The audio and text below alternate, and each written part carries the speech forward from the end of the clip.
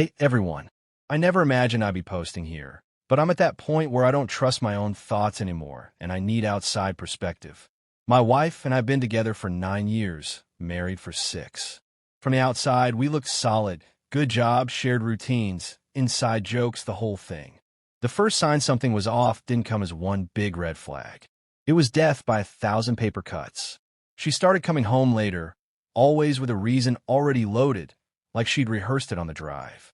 Her phone went from casually left on the counter to permanently face down, locked, and within arm's reach.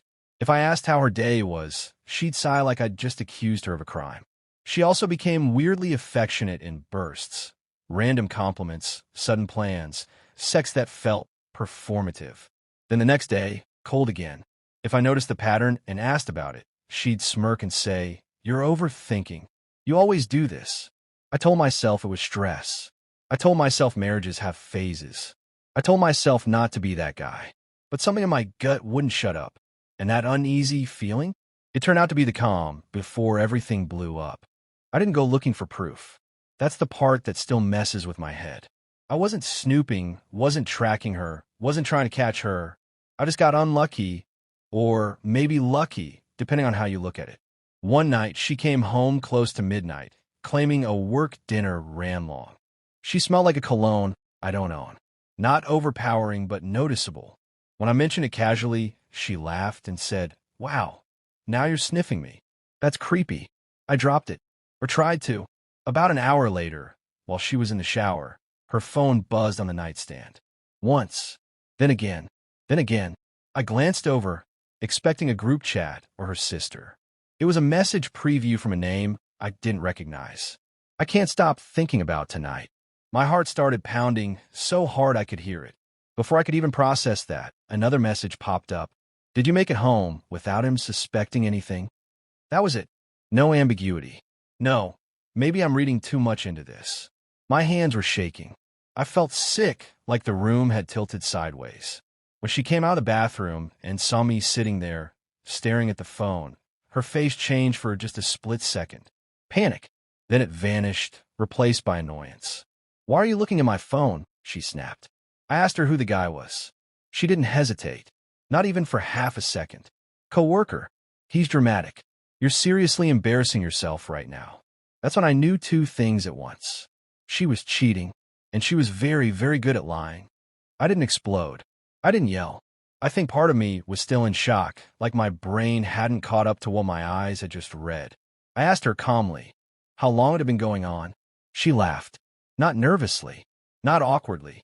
She laughed like I told a bad joke.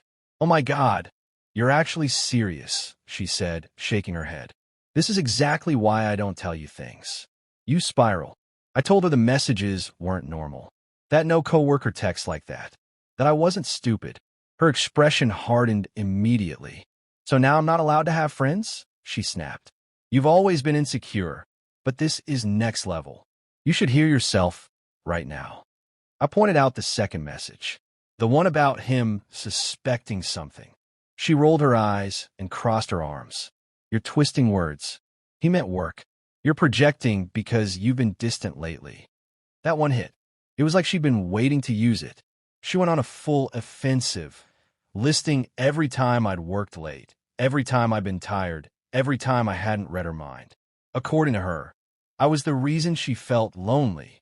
I was the reason she needed emotional support elsewhere. And somehow, that made this my fault.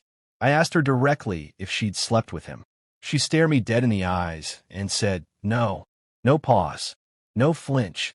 Later that night, after she went to bed, I replayed everything in my head. The messages, the tone, the way she attacked instead of reassured. I realized something terrifying. Even if I handed her proof she couldn't deny, she'd still try to convince me I was crazy. And that scared me more than the affair itself. I barely slept that night. My mind kept looping. Every late night, every unexplained mood swing, every time she made me feel like I was the problem. By morning, the shock had turned into something colder. I needed the truth, not another performance. She left for work early, or at least that's what she said. In her rush, she forgot her tablet on the kitchen counter. We share accounts, same cloud, same everything. I told myself I wouldn't look. I made it a full 10 minutes before the screen lit up on its own. Messages started syncing. There it was. A whole thread. Not just flirting plans. Hotels. Jokes about how paranoid I was. A selfie of her in a mirror I didn't recognize, wearing the dress she'd claimed was too much effort for a date with me. Then I saw the timestamp. She'd sent him a message from our bed the night before. My hands went numb. I felt stupid for ever doubting my instincts. Angry at myself for letting her rewrite reality so many times. And then I saw something that made my stomach drop even further. Multiple threads. Different names. Same tone. Same lies. This wasn't a mistake. This wasn't one bad decision. This was a system. When she got home that evening, cheerful and relaxed, I asked her one last time if there was anything she wanted to tell me. She smiled and said, "About what?" That's when I knew the next conversation was going to change everything, whether she liked it or not. I didn't confront her right away. I sat with what I'd seen, and that might have been the worst part. Once the adrenaline wore off, the emotions came in waves, each one heavier than the last. First was disbelief. I kept thinking there had to be some explanation I was missing, some context that would make it less bad. Then came anger, sharp, physical anger that made my jaw ache from clenching it. Not just at her, but at myself for buying every excuse for apologizing when she was the one lying. But the anger didn't last. It collapsed into this deep, hollow sadness I didn't expect. I'd look at her across the room and feel like I was watching a stranger wear my wife's face. I grieved the relationship I thought we had, the future I'd pictured, the trust I'd built my life around. The worst part was how small she made me feel. Every lie, every smirk, every "you're overreacting" echoed in my head. I started questioning my own memories. Was I really that blind? That easy to manipulate? At some point, sitting alone in my car after work, it clicked. This wasn't just heartbreak. This was emotional damage. I wasn't crazy. I was reacting normally to being lied to repeatedly by someone who knew exactly which buttons to press. That realization didn't fix anything, but it gave me enough clarity to know I couldn't keep living like this. And that meant there was only one conversation left to have. I waited until the house was quiet. No distractions. No phones. Just the two of us at the kitchen table like we used to do when things were important. She noticed the tone immediately and rolled her eyes before I even spoke. "What now?" she said. "You're not still on that paranoia kick, are you?" I told her I'd seen the messages. All of them. For the first time, she didn't laugh. Instead, she leaned back in her chair and studied me like I was a problem she needed to solve. Then she sighed, long and theatrical. "So you went through my stuff," she said. "Wow, I didn't think you'd sink that low." I told her about the tablet, the syncing, the timestamps, the photos. She shook her head slowly. "You know what? Fine. You want the truth." My heart jumped. "Yes," I said. "I do." She shrugged. "It was just flirting. Nothing physical. And honestly, after how distant you've been, I needed to feel wanted." That was the twist I wasn't ready for. Not because it was convincing, but because of how calmly she delivered it. Like cheating was a reasonable response to mild neglect. Like this was a negotiation. I asked her about the other threads, the other names. She froze, just for a second. Then, "Those are old. Before we got serious again. We've been married 6 years." When I pointed that out, she snapped. "Why are you interrogating me like I'm a criminal? If you'd been a better husband, none of this would have happened." That's when it hit me. She wasn't sorry. She was annoyed I'd caught up. And as much as it hurt, that clarity was strangely freeing. I thought that was the worst of it. I really did. I figured I'd uncovered everything, that the shock had peaked, and now I just had to survive the fallout. I was wrong. 2 days after that confrontation, I got a message on Facebook from a guy I didn't know. No profile picture, just a name and a short sentence. "Hey man, I think we need to talk about your wife." My stomach dropped instantly. I almost didn't reply. Part of me was scared of what else there could be. Another part of me already knew. We met at a coffee shop that same night. The moment I saw him walk in, I recognized the cologne. The same one I'd smelled on her after her work dinner. He sat down across from me and looked genuinely nervous. "She told me you were separated," he said immediately, "that you still live together because of finances." I swear I didn't know. I didn't say anything. I just let him keep talking. He showed me messages, photos, dates, conversations that overlapped perfectly with our life. Family dinners, weekends away, nights she claimed she was too tired. Then he said something that made my chest tighten. She also told me you were unstable, he added quietly. That you'd lose it if you found out. That's why I'm meeting you here, not at your place. So not only had she been cheating, she'd been laying the groundwork to discredit me in advance. I walked out of that cafe feeling numb, betrayed in ways I didn't even know were possible. And when I got home, she was waiting for me on the couch, acting sweet, asking how my day was. I realized then, I wasn't just dealing with infidelity. I was dealing with someone who was willing to rewrite reality to protect herself. I didn't tell her about meeting him right away. I needed to see how far she'd go if she thought she was still in control. That night, she was almost pleasant, asked about my day, made dinner, even laughed at one of my jokes. It felt like watching someone perform a role they'd rehearsed too many times. Halfway through dinner, her phone buzzed. She glanced at it, then quickly flipped it face down. Too quickly. I said, "Is that him?" She didn't even ask who I meant. Her eyes narrowed. "You're being obsessive again." I calmly told her I knew she'd told him we were separated, that she'd warned him I was unstable. For the first time since this started, she lost her composure. "That's not what I said," she snapped. "You're twisting things." I pulled out my phone and showed her the screenshots he'd sent me. She went very quiet. Then she laughed, sharp and bitter. "Wow, so now you're teaming up with my ex to gang up on me? That's pathetic." Ex. So now he was an ex interesting. I asked her how many others there were. She stared at me for a long second, then shrugged. Does it matter? That answer hit harder than any confession, because it told me everything. I wasn't her partner. I was just the one who hadn't left yet. She stood up, grabbed her phone, and said, "If you're going to keep attacking me, I'm not doing this." And she walked out. I sat there alone at the table, cold food in front of me, realizing the truth wasn't just that she'd cheated. It was that she'd already left the marriage in her head, and I was the last to know. After she walked out, something in me snapped, not in a violent way, but in a clarifying one. The sadness drained out and left this sharp, steady anger behind. The kind that doesn't make you scream, just makes you see. I started replaying everything with new eyes. All the time she dismissed my concerns. The jokes at my expense in front of friends. The way she'd weaponized my trust and turned it into a flaw. This wasn't a series of bad choices. This was who she'd been choosing to be for a long time. She came home late that night like nothing had happened. No apology. No explanation. She went straight to the bedroom, scrolling on her phone, humming to herself. I followed her in and said, "You told him I was unstable." She didn't even look up. I told him the truth as I saw it. That was it. I raised my voice for the first time in all of this. I told her she didn't get to redefine reality to excuse her behavior. I told her I'd spoken to him, seen the messages, and knew this wasn't the only time, nor the only person. She finally looked at me then, eyes cold. "You want honesty?" she said. I stayed because it was convenient. "You were safe. Predictable."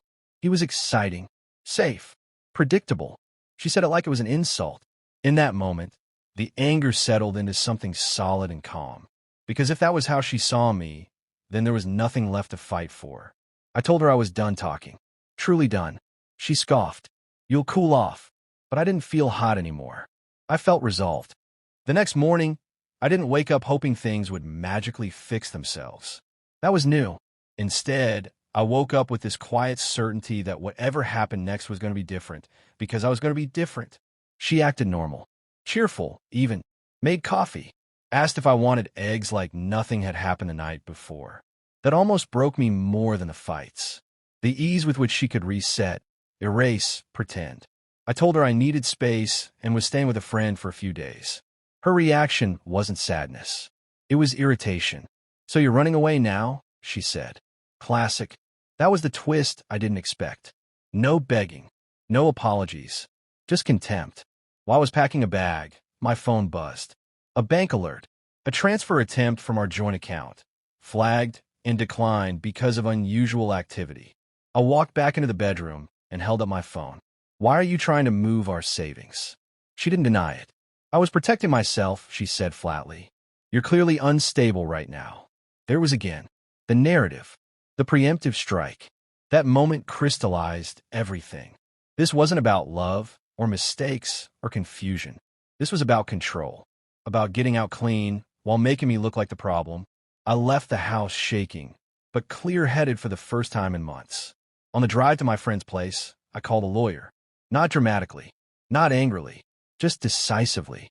That night, sitting on an air mattress in a spare room, I realized something painful but freeing. I wasn't losing my marriage. I was escaping it. The first few days after I left felt like a slow exhale. Every conversation with her was a chore, but I kept it short. She kept trying to make me feel guilty, making out like I was abandoning her, turning every exchange into an emotional tug-of-war.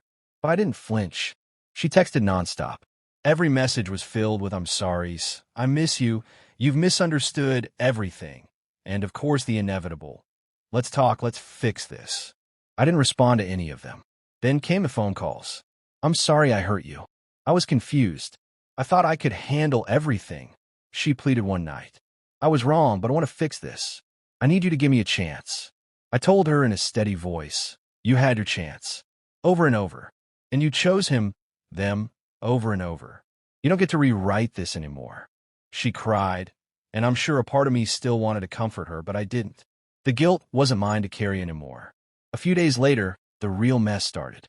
I found out she'd been spreading a version of the story that painted me as the villain, that I'd checked out emotionally and controlled her so much that she had no choice but to look elsewhere. She told our friends, her family, even her co-workers. It was like being hit all over again, this time by the people I trusted. They all believed her. They didn't even ask for my side of the story. I tried reaching out to a few mutual friends, but they either shut me down or tried to mediate, asking if we could just talk it out.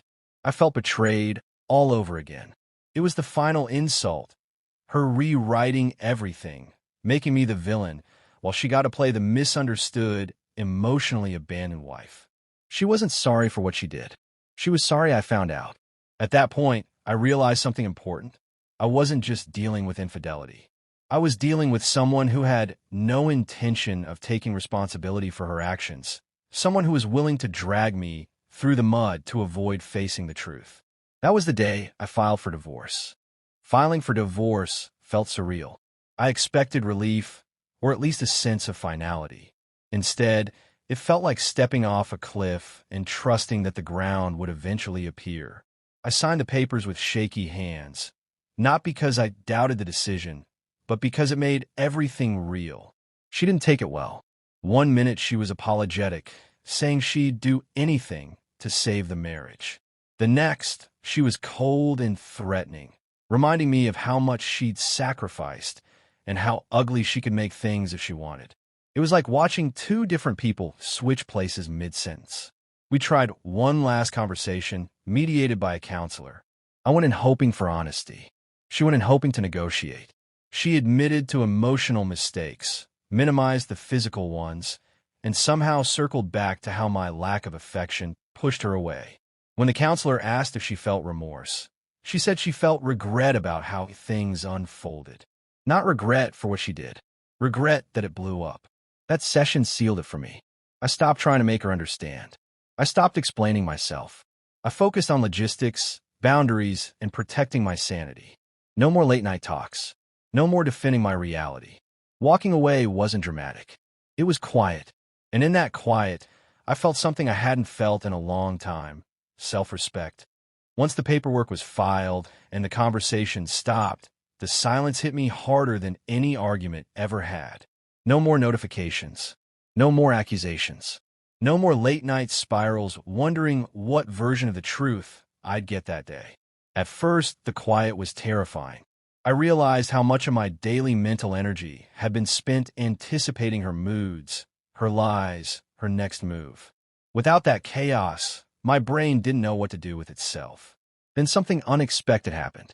I started sleeping. Like really sleeping. I woke up without that tight feeling in my chest. I caught myself laughing at stupid things again. I reconnected with friends I'd slowly drifted away from because she didn't like their influence. I also started replaying memories, but this time without rose-colored glasses. Moments I once brushed off now made sense. The way she'd mock my feelings, the subtle digs disguised as jokes, the constant shifting of blame. It was painful, but it was clarifying.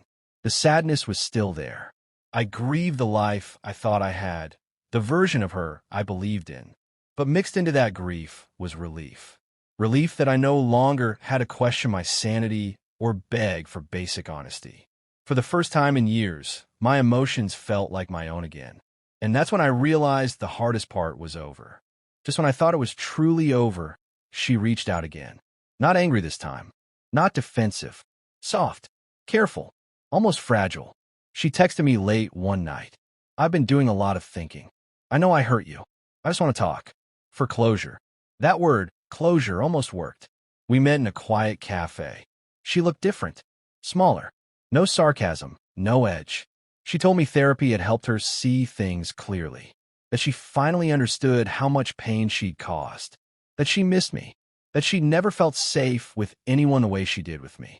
For a moment, I saw the version of her I fell in love with. Or at least a very convincing imitation. Then she said, "I know I messed up, but I don't think you were perfect either." There it was. Not an apology. A negotiation. She talked about mutual responsibility. About how we both contributed to the breakdown. About how maybe, with time, we could try again, slowly, carefully. I realized then that nothing had changed. She still needed me to share the blame, so she wouldn't have to carry alone. She didn't miss me. She missed stability. She missed control. She missed not being the villain. I told her no. Not angrily. Not dramatically. Just no. Her face hardened instantly. The softness vanished. "So this is it?" she said coldly. "You're really walking away." "Yes," I said, "because I finally see you clearly." I left the cafe feeling strangely light. Not victorious. Just done. It's been months now. Long enough that the anger has cooled and the sadness has softened into something manageable. I still think about everything sometimes, but it no longer feels like an open wound. It feels like a scar, a reminder, not a burden. What I learned from all this is painfully simple. Trust your instincts. If something feels off, it probably is. People who are honest don't need to constantly tell you that you're overreacting. They don't rewrite reality to protect themselves. And they don't make you feel small for asking reasonable questions. I also learned that manipulation isn't always loud or obvious. Sometimes it's subtle, a sigh and eye roll, a smirk, a shift in tone that makes you doubt your own memory. Over time, that does real damage. If you're constantly questioning your sanity, it's not because you're broken. It's because someone is benefiting from you being confused. Walking away was the hardest thing I've ever done, but staying would have been harder. Choosing myself didn't mean I failed at marriage. It meant I finally stopped betraying myself. If you're reading this and you're in a similar place, confused, hurt, second-guessing everything, here's my advice. Pay attention patterns, not promises. Don't wait for a perfect confession or undeniable proof if the cost is your peace. And don't confuse love with endurance. Sometimes the bravest thing you can do isn't fixing what's broken. It's leaving before it breaks you too. Thanks for reading.